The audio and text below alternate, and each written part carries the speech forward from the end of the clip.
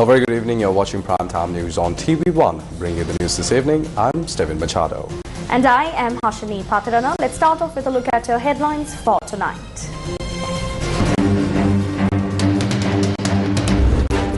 Fuel distribution continues uninterrupted across the island. No fuel shortage. Government reiterates. Issuing fuel to containers and cans prohibited. Strict legal action announced against those hoarding unnecessary fuel stocks. State of public emergency extended once again. 15 services further designated as essential services. All flights to the Middle East remain cancelled. Around 10,000 tourists stranded in Sri Lanka. Death toll in Iran exceeds 550 following American and Israeli strikes. Sirasa FM celebrates its 32nd anniversary.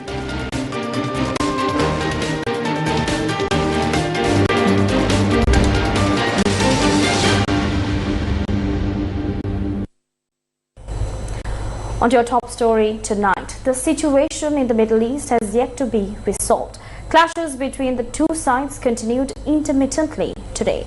In light of this situation, people in this country, fearing a potential fuel shortage, have begun stockpiling fuel in large quantities. However, authorities have emphasized that there are sufficient fuel reserves available.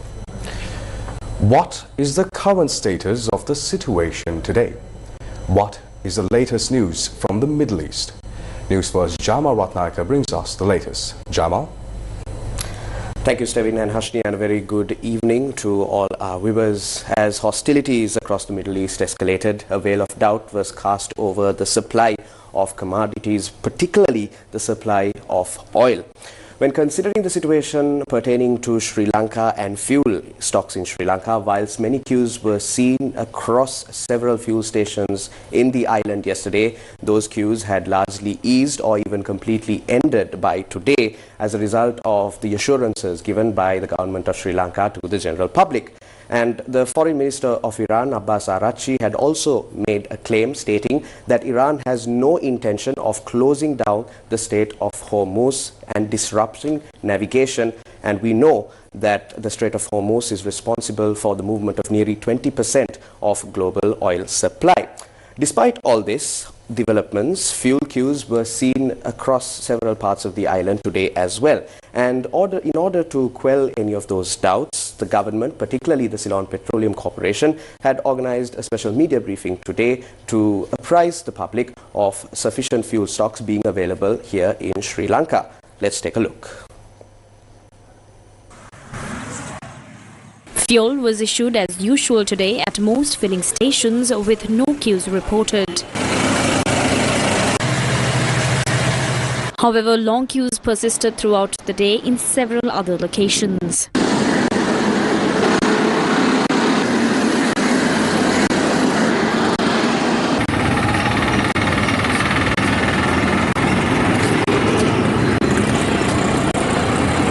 රැල්ලට ඉතින් ආවා ඉතින් ගා ගන්න පොඩ්ඩක් අපිට දවස් 30කට 35කට තෙල් තියෙනවා කියනවනේ ඉතින් ඔක්කොම ඇවිල්ලා මෙතන හිර වෙන බොරුවටනේ මේ වගේ එම්ටි නම් කමන්නේ මිනිස්සු මේ බූරි වලට මේවා කරගෙන ඇවිල්ලා ඉරාන යුද්ධ කරන්නද යන්නේ අපේ මිනිස්සු මේ තණ්හාවටනේ මේ වැඩ කරන්නේ මේ අපේ මිනිස්සු බොරු දෙයක් කරන්නේ මේ ඔක්කොම අල්ලන්න ඕනේ ගහන්න ඕනේ දැඩි දඩ තෙල් තියෙනවා මේ මිනිස්සු බොරුවට මේ කලබල වෙන්නේ ඒකයි තෙල් තියෙනවට තරම් තෙල් නැත්තේ මොකෝ අර ඉරානේ වගේ නම් අන්න කමන්නේ මේ තෙල් නෑකුවට පෝලිං වල මිනිස්සු නිකන් ලකලා දැන් අපිට එදිනෙදා වෙලා හොයාගන්න පෙට්‍රල් ටිකක් ගහ ගන්නත් පොලිං වින්ඩෝ වෙලා තියෙන්නේ. අනේ මන් දන්නේ මේ මිනිස්සුන්ට පිස්සු. මේ අපි නම් එවලට දුවන්න පොඩ්ඩක් ගහ ගන්නවා. Several groups remained in queues in this manner, despite the Ceylon Petroleum Corporation guaranteeing that there are sufficient fuel stocks in the country. Due to this, those coming to obtain fuel for their daily needs have been severely inconvenienced. The Ceylon Petroleum Corporation says that fuel distribution is currently being carried out continuously and without interruption. Even though yesterday and today were government holidays, fuel distribution activities were carried out with the cooperation and contribution of the staff. Accordingly, 3,018,349 litres of diesel and 3,920,400 litres of petrol were issued yesterday. The Ceylon Petroleum Corporation says that as of 9:44 a.m. today, 2,325,349 litres of diesel and 2,904,000 litres of petrol have been issued.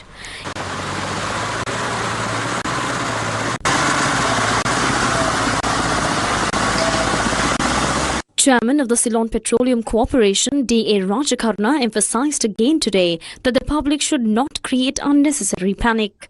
He also mentioned that the police have arrested several individuals regarding the stockpiling of fuel in houses without a license. We also appeal to the public. We have completely stopped giving fuel in cans. We have told the sheds that their licenses will be cancelled. We also ask the public, if you see such a thing, inform the police directly, because it is those corrupt racketeers who are destroying your opportunity. So, what we have to say is there is no problem at all. There is no need to create any panic in the country. If people act in a normal way, no crisis will arise for the public. Is there really a fuel problem?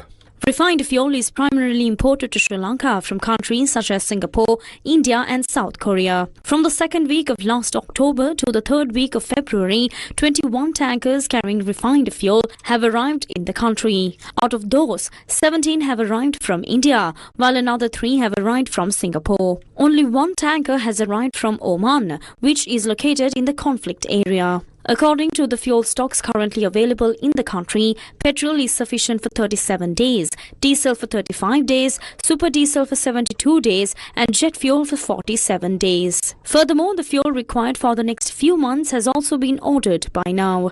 Accordingly, several tankers carrying fuel are scheduled to arrive in the country in the coming days. On the 4th and the 5th of March, a tanker carrying 35,000 metric tons of fuel will arrive from Singapore, while another tanker carrying 35,300 metric tons of fuel will arrive from Singapore on the 8th of March.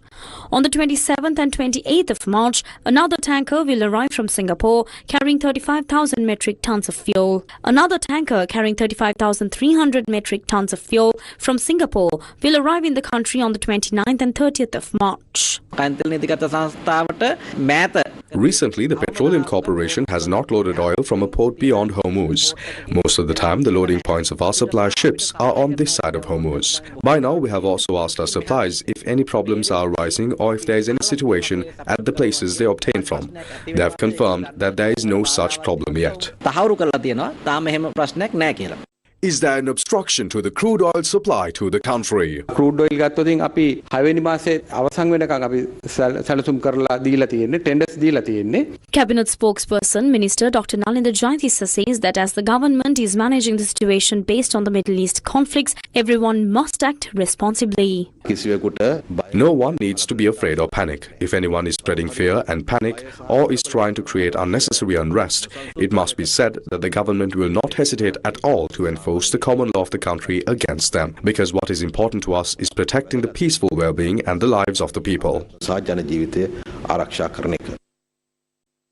The state of public emergency currently in place has been extended once again. According to an extraordinary Gazette notification issued under the signature of the Secretary to the President, the state of public emergency has been reinforced effective from the 28th of February. The Gazette states that the emergency law was extended to ensure public security, maintain public order and secure the supply of goods and services essential to the life of the community. The state of public emergency was initially declared on the 29th of November to provide relief to the people affected by the disaster caused by Cyclone Ditwa. The President previously provided an assurance that no actions violating the civil rights of the people would take place under the provisions of these emergency regulations. Meanwhile, a separate extraordinary gazette which had earlier declared 15 services as essential has also been extended. Accordingly, the declared essential services include electricity, fuel, health services, transport, roads, water, food, district secretariat officers, divisional secretariat officers, ambulance services, central bank, state banks and insurance services, irrigation, telecommunications, postal and media services, landslide prevention and mitigation, and agriculture and agricultural insurance. Now, as tensions in the Middle East continue to grow, there have been growing concerns about the safety and well-being of nearly 1 million Sri Lankan expatriates employed in the region. We know that these expatriates are a crucial, vital aspect of Sri Lanka's economy as they remit vital foreign remittances for Sri Lanka to in turn purchase and import key commodities. How has the government taken steps to ensure that their safety and also their well-being is assured? Moreover, what steps has the government taken in regard to the tourists who are currently stranded in Sri Lanka due to widespread flight cancellations as a result of the turmoil in the region? Let's now delve deeper into that matter.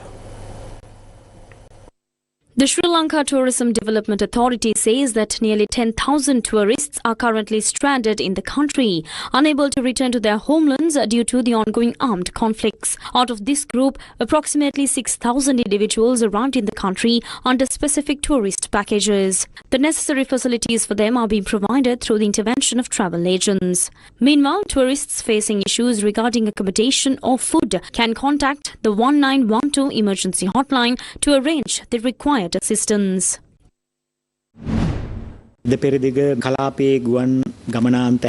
Except for flight operations within the Middle East region, all other flight operations from Bandaranaike International Airport in Kautonaika have now resumed. The situation has returned to normal.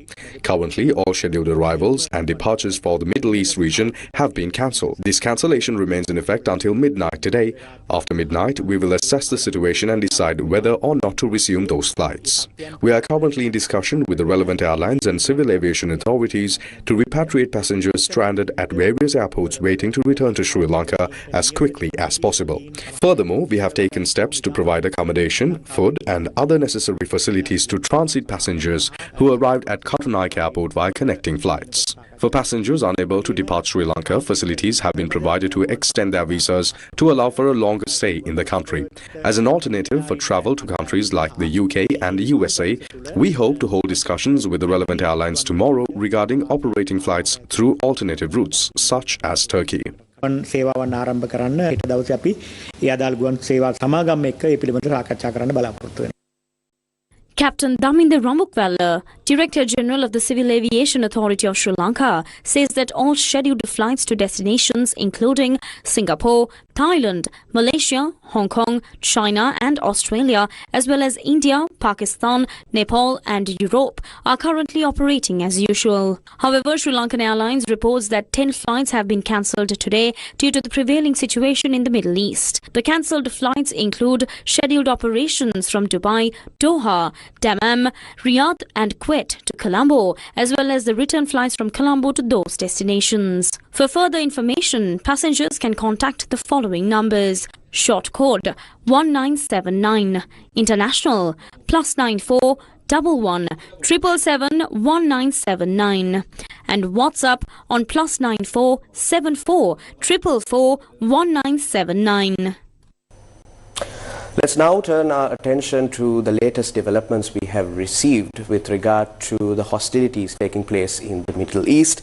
In its latest update, the Israeli Defense Forces, or the IDF, said that it had, quote-unquote, begun an additional broad strike on the Iranian capital in Tehran. And it said that this has targeted, quote-unquote, Iranian terror regime targets. The US Defense Secretary Pete Hegseth also told a news conference earlier today that attacks would be carried out with quote-unquote no apologies, but he remained silent about the scope or the duration of this ongoing military campaign. The US launched what it has now dubbed Operation Epic Fury on Saturday, and this was done jointly with the Israeli military.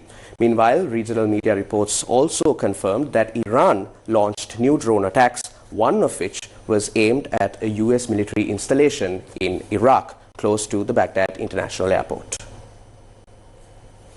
What is the latest from Iran? The Secretary of Iran's Supreme National Security Council, Ali Larijani, has refuted media reports in the United States claiming he had made a new push to resume nuclear talks with Washington as Israel and the US have continued attacks on Tehran. He wrote in a post on X, quote, "We will not negotiate with the United States," end quote.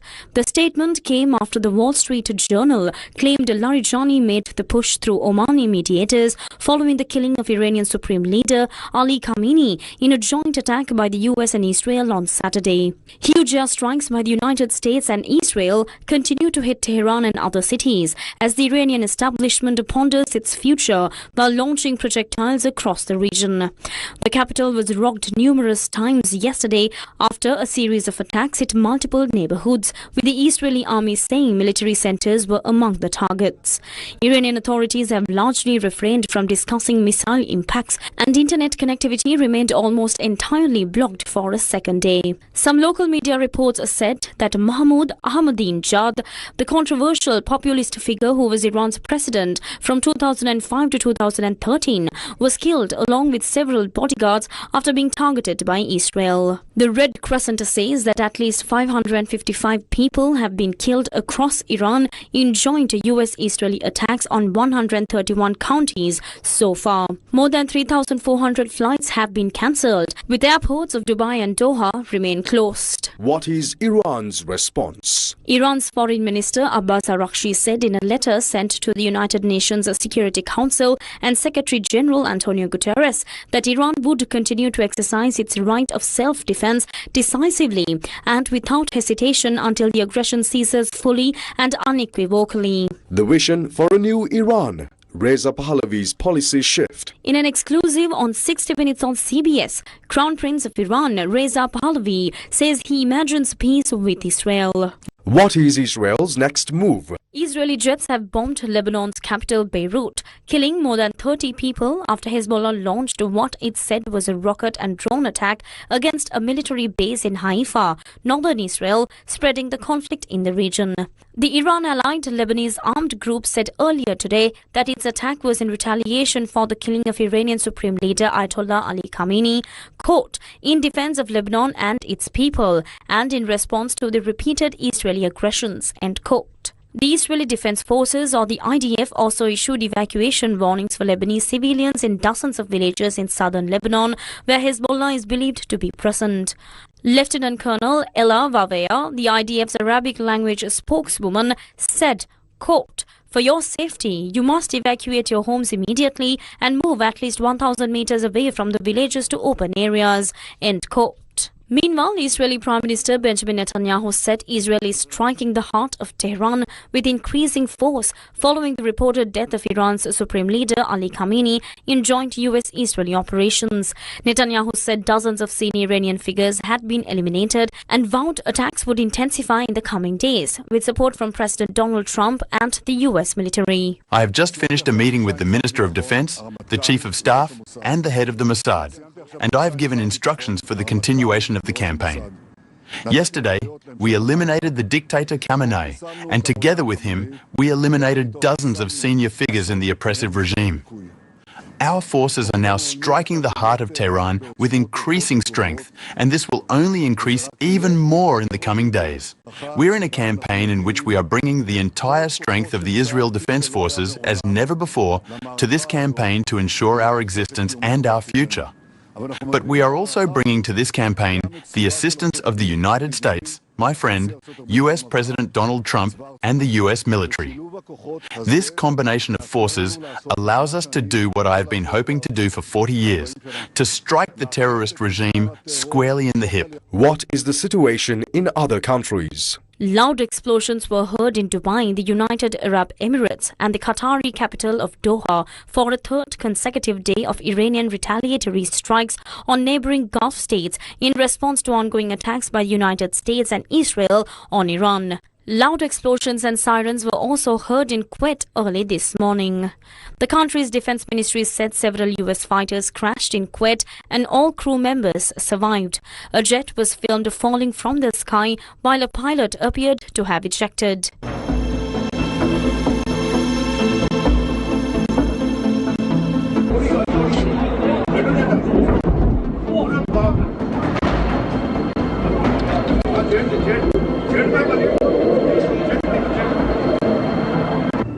شوف يا شوف هذا المسير يا الربع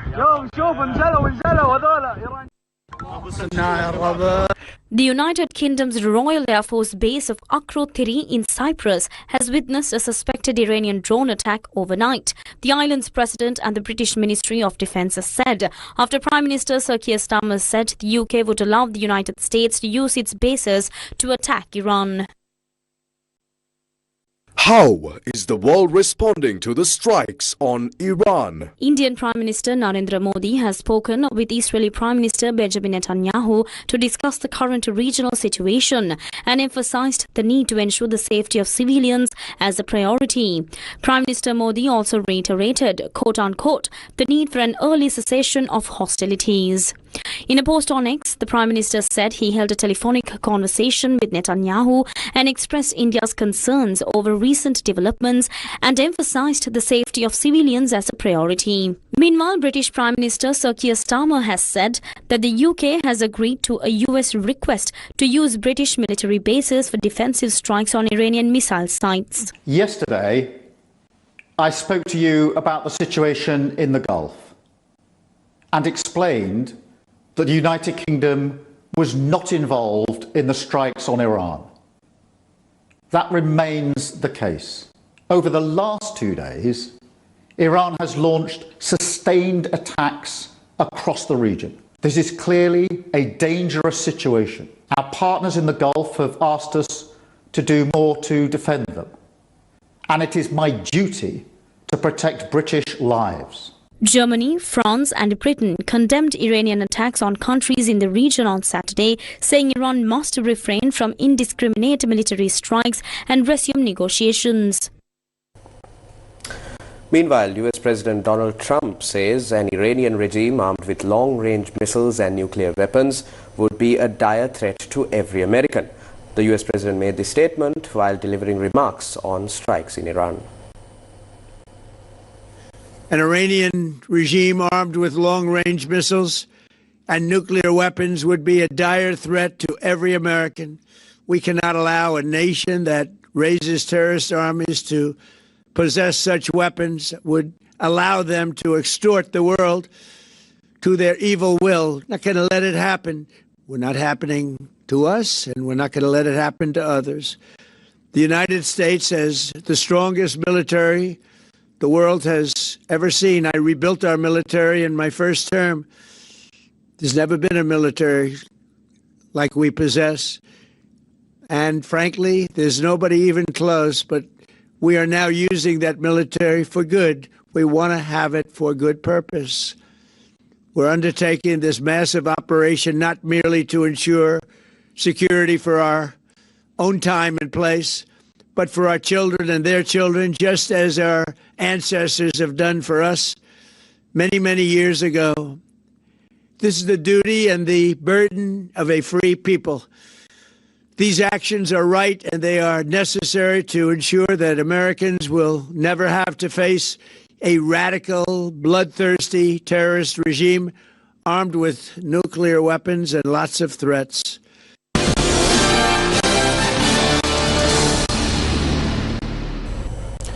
Cricket in Sri Lanka continues to steadily decline.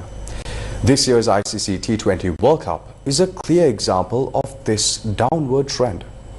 There is a concerning issue regarding the steps taken by the authorities to halt this decline and what specific measures were implemented to address the problem. There was a time when Sri Lankan cricket was a challenge not just to Asia, but to the entire world. However, that was a long time ago.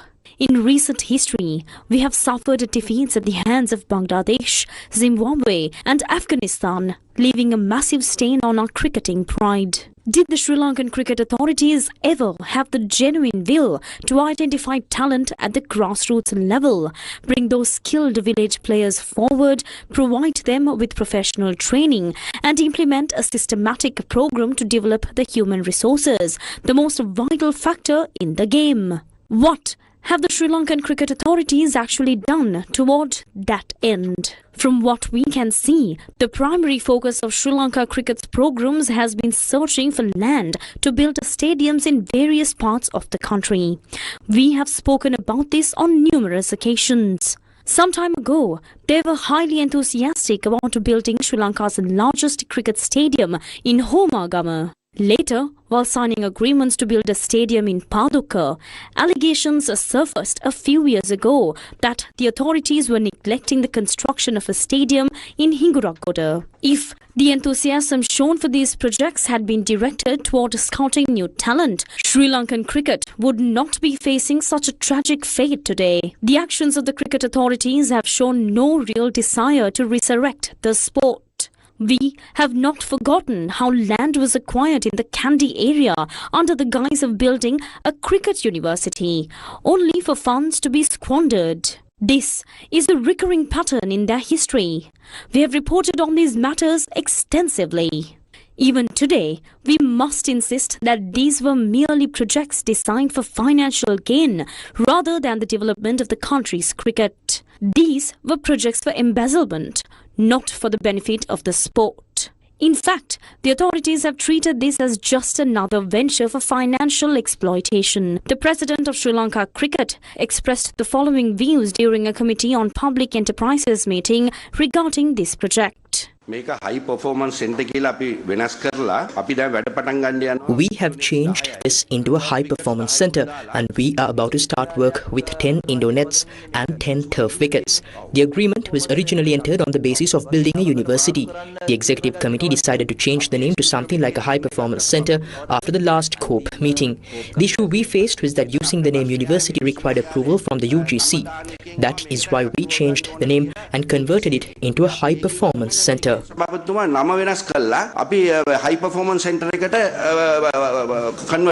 The audit report, however, revealed that no benefit whatsoever has been derived from the expenditure incurred so far on the cricket university.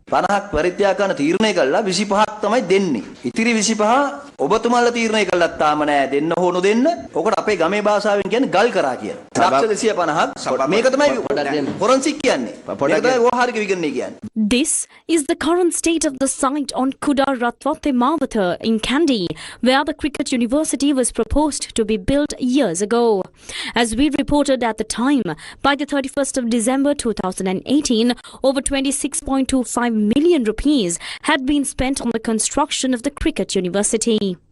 On the 22nd of April 2017, the Sri Lanka Cricket Executive Committee took steps to pay an annual fee of 26.25 million rupees for 30 years for this construction, alongside payments of 25 million rupees each for 2 other projects. What has happened today to the cricket university that was revealed through our news reports and debated in the Committee on Public Enterprises? This is how they worked to develop cricket in this country. Instead of finding talented players who could win for the nation, these were the activities they prioritized. Now is the time to save Sri Lankan cricket. It is time to go to the villages, find the talented youth and lead the country to victory. That is what the entire nation is now demanding unanimously. Field Marshal Sarath Fonseka expressed his views in Kandy regarding the investigations being conducted into the Easter Sunday attacks. Field Marshal Sarath Fonseka organised a meeting in Kandy to brief his supporters regarding upcoming political challenges. These days, suddenly there is this outcry about war heroes, all because of Suresh Saleh. It doesn't matter where it started, but tell me, did any of you even know about Saleh before this? No, you didn't. Now they say Saleh was the one who captured Tamil Chelvan. They say all the intelligence operations were carried out by Saleh. They even claim that the army commander himself did not know that it was Saleh who was actually directing everything. When I was the army commander, I did not know Saleh to be such an extraordinary operator. In fact, I had sidelined him to some extent. I know that he was working under Gotabaya Rajapaksa at the ministry, doing minor tasks while aligning himself closely with him, but I did not appoint him to any major positions. However, However, now I see some people claiming that it was they who captured Tamilchavan and that they led all the intelligence operations. So, if he is removed, they say it would be an injustice to the war heroes, as if the entire intelligence service and the war effort depended solely on him. After I was imprisoned, around 35 generals, brigadiers and colonels who had served under me were sent home without salaries or pensions. At the time, I had about 500 personnel assigned to my security detail, including 17 intelligence officers. Those 17 officers were detained for 8 months. They were pressured to make various statements. They were even forced to say that the army commander was involved in certain crimes that had taken place in Colombo. They were kept in detention while being pressured in this manner. At the time, those who are now loudly crying out about war heroes remained silent. No one protested. But now all of a sudden, they have remembered to raise their voices. News First with the people. Today marks the Madin Full Moon Poya Day, a day of great significance in the history of the Buddha Sasana. On this day, important events took place, including the Lord Buddha's visit to his birthplace, Kimbulwatpura, and the establishment of the rule that children should not be ordained without the consent of their parents, based on the Madin Poya. On the occasion of the Madin Full Moon Poya Day, the Sirasa Namami Poya Day program was held throughout the day today, focusing on the historic Dhammadaniya Sri Vijay Sundararama Raja Mahavihara. It was broadcast on Sirasa TV and Sirasa FM. At 6 a.m., the Sambuddha Puja was held with the presence of Rajakiya Pandita, Most Venerable Kadavath Maduwe Sumanati Sathero, the chief incumbent of the Dhammadaniya Sri Vijay Sundararama Raja Mahavihara. Following this, the 8 precepts were observed. The proud history of the Dhammadaniya Sri Vijay Sundararama Raja Mahavihara was discussed in the Vihara Asana program. Today's Sirasa Dhammasara Dhamma sermon was delivered by Venerable Katnoruwe Siri Dhammathero. Petrol, diesel, Honesty should also extend to petrol and diesel. Some people buy and sell these at high prices. What should happen when they sell in that way? There should be honesty in all things we consume. I saw this morning when I came here, people were waiting in queues to fill fuel tanks. The fuel supply canals are still open. Ships are arriving. There is enough fuel, yet people queue because of panic buying. We should feel happy when others receive something. We should cultivate contentment. We often live with the mindset that everything should come to us. The belief that everything must be received by me alone, this should change. After that, Ape Pansalo was broadcast with the presence of Venerable Mahanuvara Passan Silathero and the participation of the Group Director and Chief Operating Officer of the Capital Maharaja Group, S.C. Veerasekara. The unveiling of the information board containing the historical details of the Dhammadaniya Sri Vijay Sundararama Raja Mahavihara took place this evening. The event was held with the participation of the chief incumbent of the Vijay Sundararama Raja Mahavihara, Rajakiya Pandita, Most Venerable Kadavath Maduwe Sumanati Sathero, and Yasarat Kamal Siri, Chief Executive Officer of MTV Channel Private Limited, among others. This historical information board is a collaborative project between the Department of Archaeology and Sirasa TV. Following the unveiling, the enshrinement ceremony was held. A painting of the Dhammadaniya Sri Vijay Sundararama Raja Mahavihara, created by artist Hemanta Barakapitiya, was presented to Venerable Kadavath Maduwe Sumanati Sathero by Director of Sirasa TV, Dharmashri Ekanayaka. මේ වැසී ගියපු ඓතිහාසික දඹදිව රාජධානියේ තිබ්බ ශ්‍රී විභූතිය නැවත ඔප්නං වන්නට නගා හිටවන්න ඔබතුමන්ලා ගත්ත වෙහෙස සිරස ටීවී මාධ්‍ය ආයතනයට මේ වෙලාවේ ස්තුතිවන්ත වෙනවා. මේ දවසේ මේ ඓතිහාසික පුරවරයට ඔබතුමන්ලාගේ සම්ප්‍රාප්තිය පිළිබඳව විශේෂයෙන් සතුටු වෙන හැමදෙනාම මේ ස්ථානයට ඇවිල්ලා මේ පිළිබඳව දැක බලාගෙන මේ පිළිබඳව තොරතුරු දැනගන්නට ඕන දෙයක්. මම මේ මොහොතේ ශ්‍රී ලංකා වාසී ඔබ සියලු දෙනාටම ආරාධනා කරනවා එන්න දඹදෙනියට මේ ස්ථානය දැක බලා ගන්න. අතිපූජනීය දල්දා වහන්සේ වැඩ සිටි ඒ දල්දා මාලිගාව ඔබට දැක් ගන්න බලා ගන්නට පුළුවන්. ඒ වගේම ඓතිහාසික කරුණු රැසක් මේ වටා ගෙතී තිබෙනවා. ඒ පිළිබඳව අධ්‍යයනය කරන්න පුළුවන්. අපි ඔබ සියලු දෙනාට මිතා ගෞරවණීයව ආරාධනා කරනවා. Subsequently, the Gilampasa Puja was held in the evening.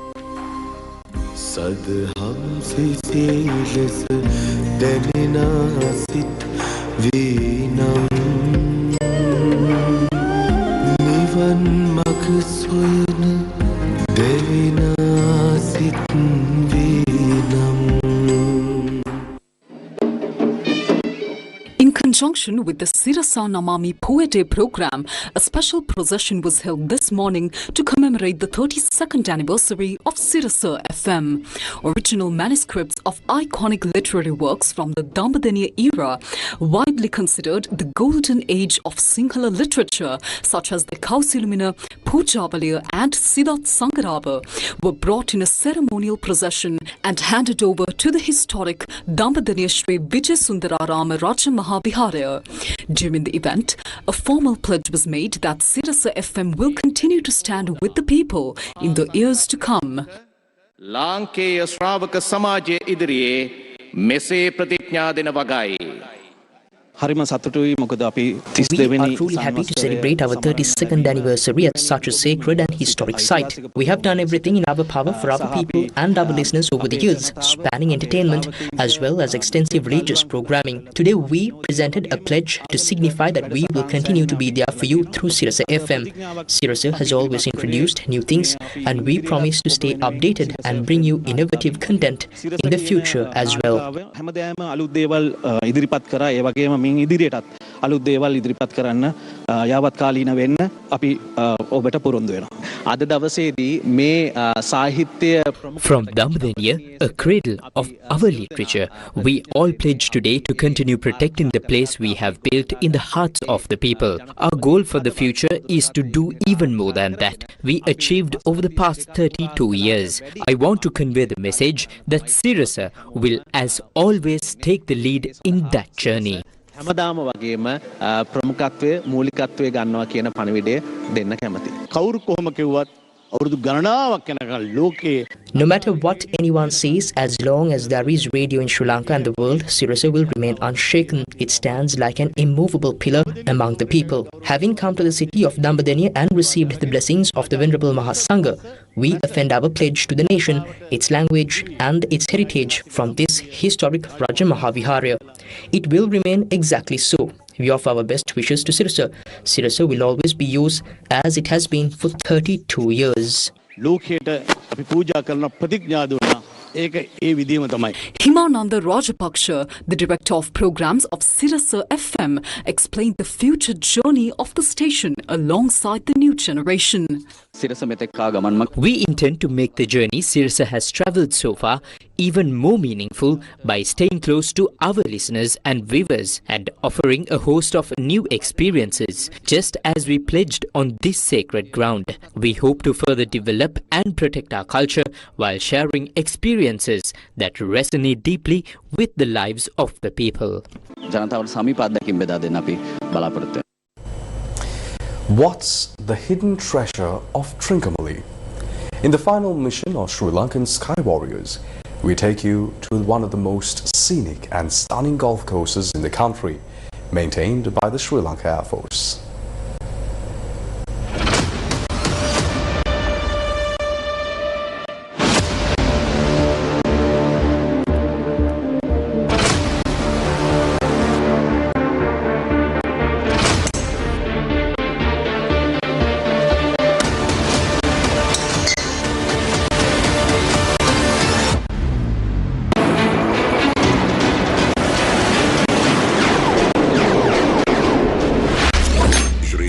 Sky Warriors. Is this Norelia? No, it is not. I am right now in Trincomalee. So this is a beautiful landscape, a hidden treasure inside Trincomalee. So this is the Eagles Golf Link, located and maintained by the Sri Lanka Air Force in Trincomalee. So what's the story behind this beautiful golf course? Let's go and see. They call this the hidden treasure of the East. Spread across 171 acres in China Bay, Trincomalee, along Sri Lanka's eastern coastline, Eagles Golf Links stands as one of the most scenic golf courses in the country.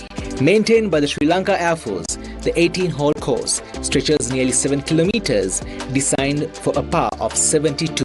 It offers a round that is both technically challenging and deeply relaxing, a rare balance for any golfer. And the best part, the experience does not end there. Right inside the grounds, there's a dedicated hotel complex overlooking Sri Lanka's stunning eastern coastline. It's peaceful, scenic, and incredibly relaxing. දින සභා සෞන්දර්ය ලංකාවේ වෙන කිසිම තැනක මම හිතන්නේ ඔබට ඇවිල්ලා තමයි මේක ඉඳ ගන්න පුළුවන් වෙන්නේ ඒ තරම් සභා සෞන්දර්යයෙන් පිරි ස්ථානයක් තමයි මේක. ලෝකල් ෆොරින් ඕන එක්කෙනෙකුට ඇවිල්ලා එන්ජොයි කරලා සෙල්ලම් කරලා වෙනස්ම අත්දැකීමක් ගන්න පුළුවන් ස්ථානයක් තමයි මේක.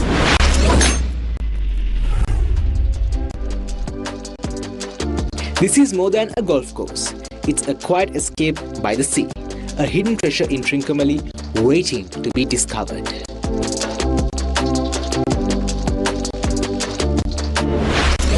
Sri Lankan Sky Warriors. The Association of Sri Lankan Neurologists held its ceremonial inauguration for the ASN Annual Congress 2026 in Colombo over the weekend.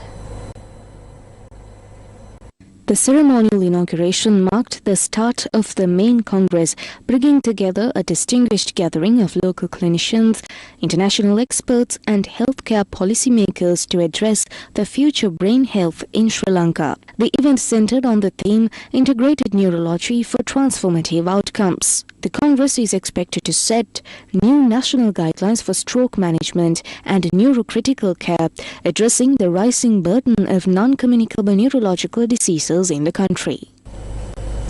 The 6th Artist Spotlight by City of Dreams Sri Lanka and John Keel's Foundation was recently launched in Colombo.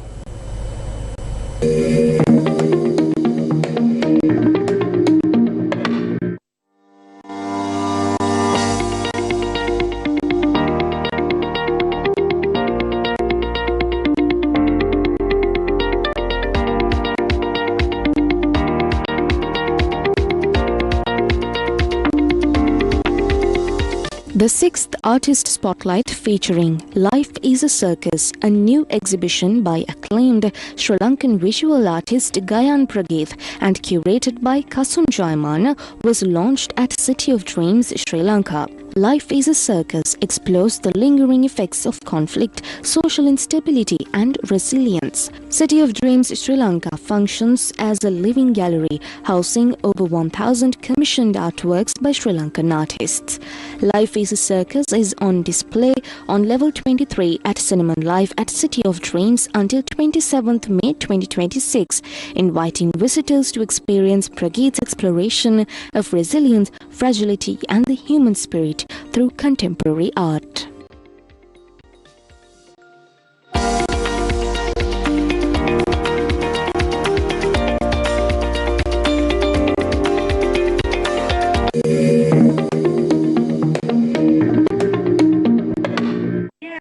Fox Jaffna by Fox Resorts hosted a special charity gala titled Full Moon Storytelling and Dine for a Cause yesterday. The event is organized by the Serendip Be the Change Foundation and the Quiet Chapter in collaboration with Fox Jaffna. The gathering centered on storytelling, cuisine and compassion. Proceeds from the charity dinner will support the Education Without Hunger program, an initiative aimed at empowering 15,000 children across Jaffna and Putlam to grow their own organic food.